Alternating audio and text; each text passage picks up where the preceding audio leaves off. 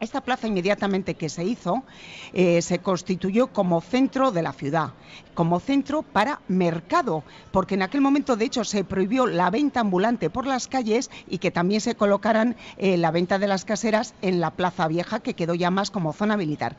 Y había otro problema que habían tenido con las autoridades militares y era precisamente a la hora de los festejos. Muchos de estos festejos eran con toros y todo esto se hacía en la Plaza Vieja, con lo cual me imagino que el alboroto entre los cuarteles, los toros, los visitantes, etcétera, pues debía ser muy grande. En ese momento, al hacerse esta plaza, que fue como la conocemos ahora ya porticada, se solucionaron muchos problemas, porque en el momento que iba a haber una corrida de toros, se cerraban con vallas de hierro las 4 entradas que daban salida y entrada a la plaza y se colocaban unas gradas en madera donde el público se podía situar para ver el festejo.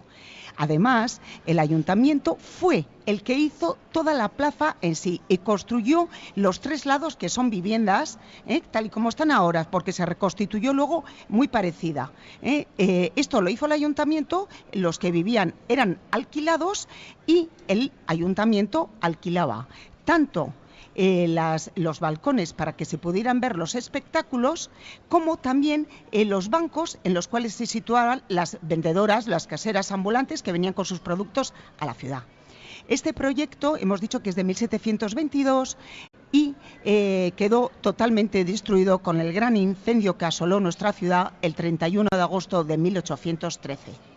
Sin embargo, cuando en Zubieta se tiene el deseo y la iniciativa de reconstruir San Sebastián, enseguida, unos añitos más tarde, en 1813, sale San Sebastián de las Fenifas, se empieza a reconstruir y en 1817 toman la determinación que, aunque se estaban haciendo distintos solares de cada uno de los propietarios que iban a reconstruir sus casas, era muy importante dar nuevo vida otra vez a la plaza.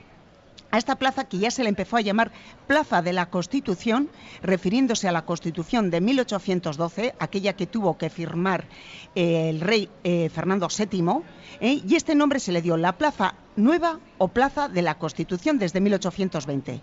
Y como decía, fue en 1817 cuando dijeron, vamos a dar impulso a la plaza, a reconstruir lo que había sido el antiguo ayuntamiento y consulado. Lo único que ya no lo van a reconstituir en la forma que estaba, que era un estilo churrigoresco un poco recargado, sino un estilo neoclásico. Pero sobre todo vamos a hacer los solares, los otros 3 lados, los vamos a volver a hacer. Y se pusieron de acuerdo para dar incentivos a la gente a que lo hicieran.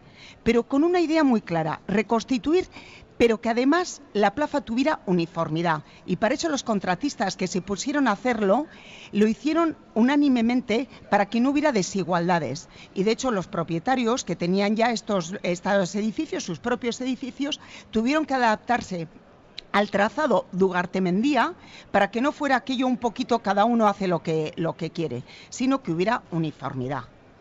Estas primeras piedras se van a poner precisamente hace 200 años. El 26 de agosto de 1817 se ponen ya lo que van a ser los cimientos de los arcos.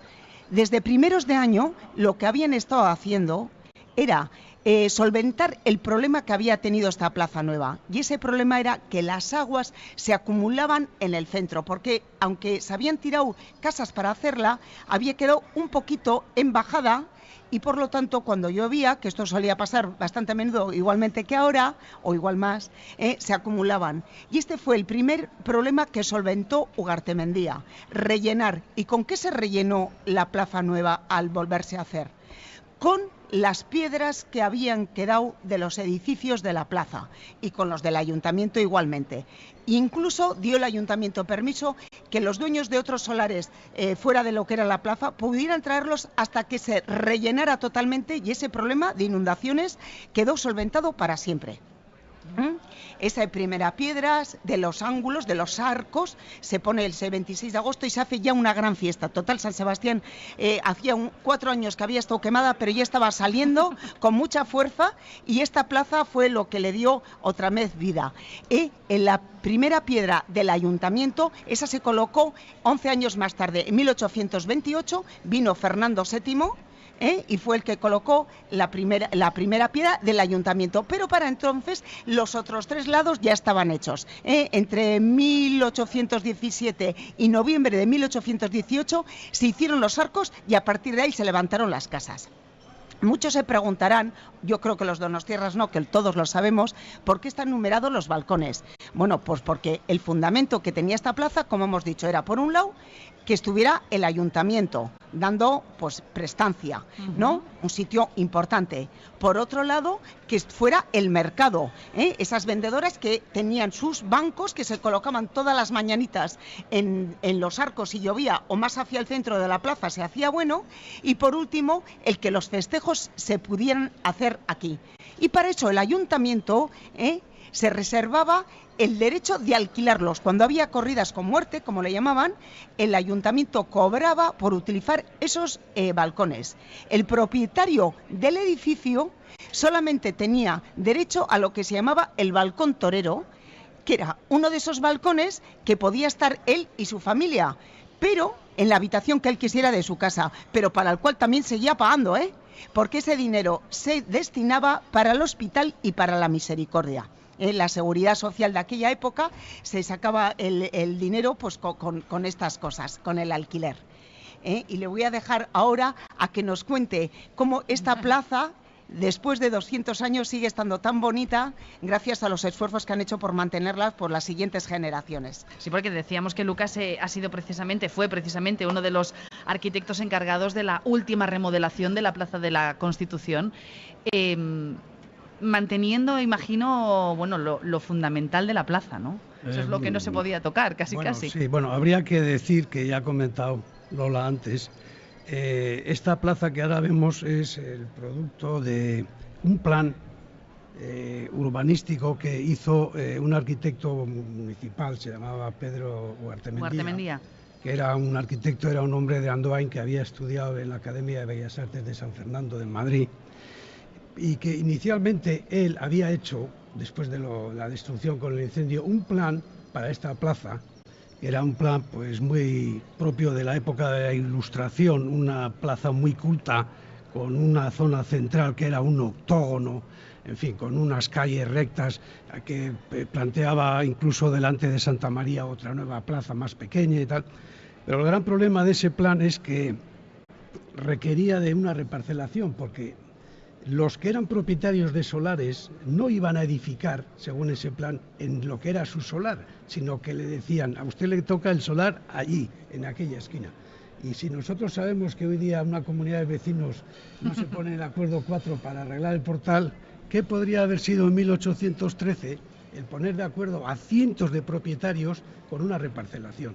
Entonces hubo un teniente alcalde que se apellidaba Gogorza, que debió decir al ayuntamiento, oye, olvidaros del plan tan bonito de Huartemendía y vamos a hacer algo más racional, algo en el que se van a mantener las propiedades actuales y que la gente edifique en su propiedad. Entonces, se presentó el nuevo plan de Huartemendía, que yo creo que también intervendría Silvestre Pérez quizá, que luego fue el que hizo, por ejemplo, la Plaza Nueva de Bilbao, y entonces hizo el plan que nosotros estamos viendo como resultado la plaza que ahora existe, ¿no?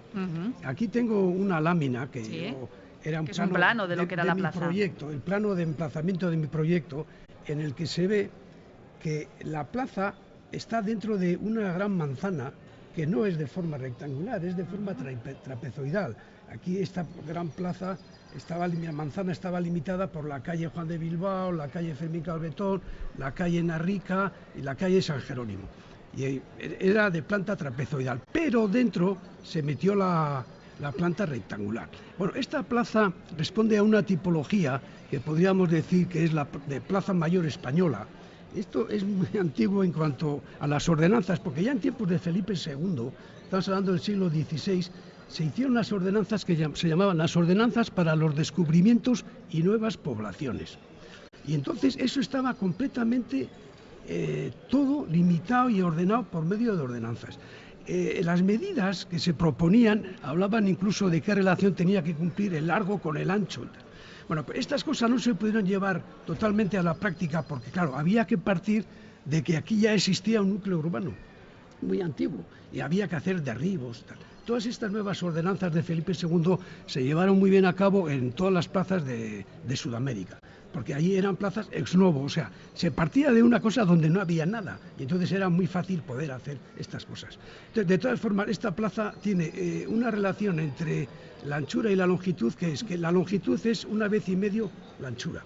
Luego, yo quiero decir de esta plaza una cosa que a mí me parece que es muy interesante.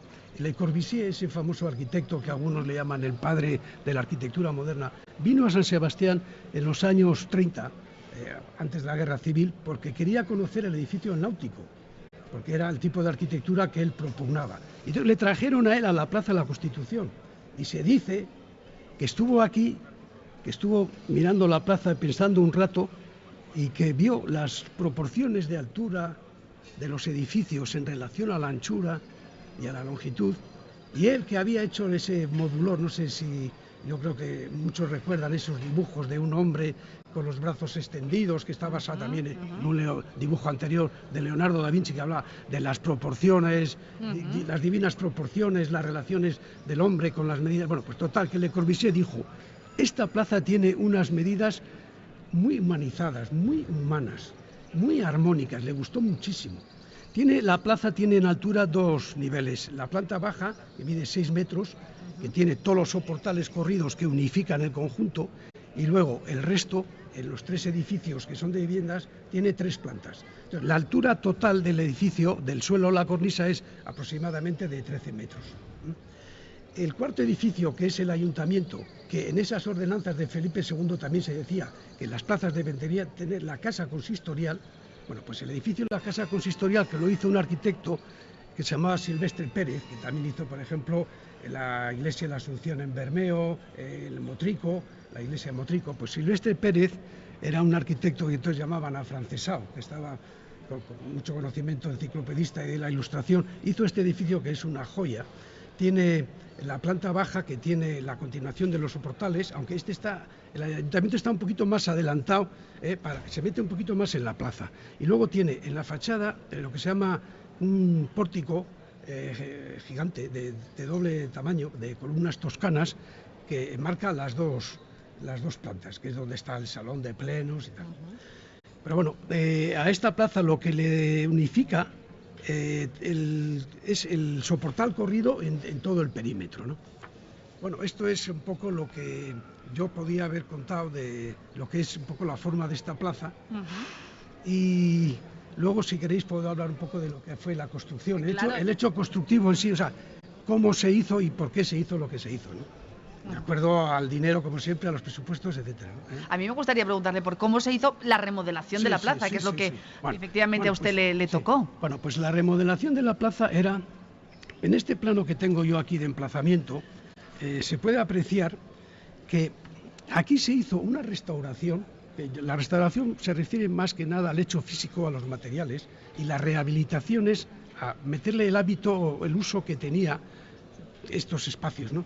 Bueno, pues en este plano que tengo aquí de emplazamiento se puede apreciar cómo en una parte de los soportales fueron ocupados. O sea, del soportal desapareció en algunos cachos porque los locales de abajo pues crecían o tal. Y entonces, por ejemplo, el rehabilitar fue en parte recuperar, por supuesto, esos usos totales y de todo lo que es el perímetro de los soportales, ¿no? Porque luego en las plantas altas eran viviendas y lo que se hizo, el uso es que han seguido siendo viviendas. Lo que pasa que desde el punto de vista físico, material, pues estaba muy deteriorado todo. Porque así como la planta baja, donde están los soportales, es de piedra de sillería, o sea, de sillares, de piedra de Igueldo, aunque tiene los zócalos de piedra caliza más dura, piedra de Deva, las partes altas de las fachadas de las viviendas eran mampostería ordinaria, que se llama, y estaba con un raseo de mortero y luego pintado, pero eso con los años tenía desconchados, tenía fisuras. Luego el clima aquí, las condiciones meteorológicas son muy adversas, porque para empezar este clima es muy salino. Aquí cuando llueve, pues está lloviendo con agua del mar y es de sal. Claro, todo eso pues te afecta una barbaridad, ¿no? A la sillería de la planta baja, pero también a las partes altas, ¿no? Las ventanas de madera pues estaban todas podridas. La parte superior, el tejado, solo se restauró y rehabilitó las partes de los tejados que dan a la plaza, porque estas casas tienen unas cubiertas de teja árabe, pero tienen varias cubiertas, ¿no? Entonces, hay una de las cubiertas de los faldones que da a la plaza, y eso sí se restauró y se rehabilitó.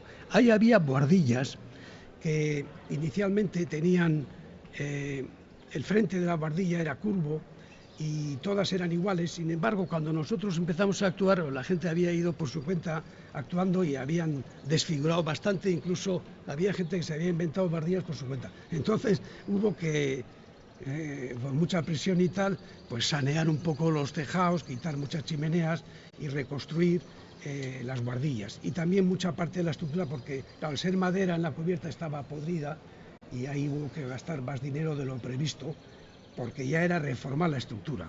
Y en lo que es el tema de los balcones, aquí ha habido una actuación muy importante, porque esas losas que vemos en los balcones eran losas de piedra que estaban empotradas en la fachada y se apoyaban en esas ménsulas de color gris, que son las que soportan las losas. Pero claro, esas losas estaban muy alteradas y lo que se hizo fue, por medio de unos productos químicos que hacía una casa de Cataluña, se llamaba Industrias Químicas Parrot, un producto que era como una arenisca sintética o artificial, que no pesaba nada.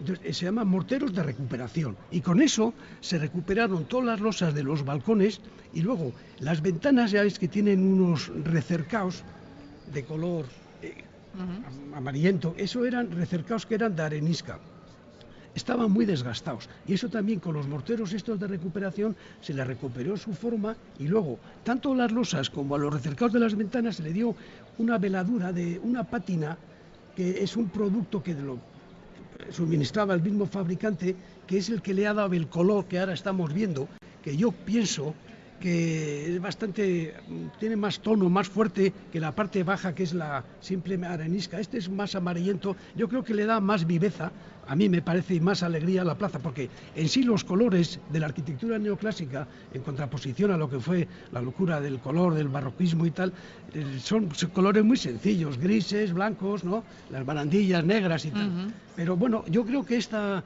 recuperación que hicimos de los recercados de las ventanas le ha dado más vida, más viveza. Le quedó bonita, ¿eh? Hay que decirlo. Bueno, eso lo dirá Lola, gente, claro, pues eso lo estamos diciendo ahora Lola y yo. Quedó preciosa, como si estuviera recién hecha. Bueno. Solamente quería comentaros que bajo los soportales de esta plaza, en el San Sebastián amurallado, estuvieron los comercios más elegantes de la ciudad, y que era el sitio de paseo obligado, y digo obligado porque no había más, solamente estaba esta plaza y la plaza de armas, era el paseo obligado de los donostiarras y de los veraneantes, que entonces también, en esos años después de la reconstrucción, 1840, 50, y empieza a venir veraneantes, y su actividad era ir a darse los baños, que los tomaban por salud, eso sí, de 7 a 9 de la mañana, volvían a desayunar, volvían a salir, y entonces, ¿qué hacían? Dar vueltas por la plaza, por esta plaza que la seguimos teniendo. Y por la tarde, tras el almuerzo y la siesta, decían a completar vueltas por la plaza, o sea que era el sitio obligado también a la salida de misa, siempre ha estado así. Y los festejos, decir que además de que eran las corridas, que no eran continuamente, estuvieron realizándose en esta plaza hasta que se hizo la Plaza de Toros de San Martín fuera de las murallas hacia 1852.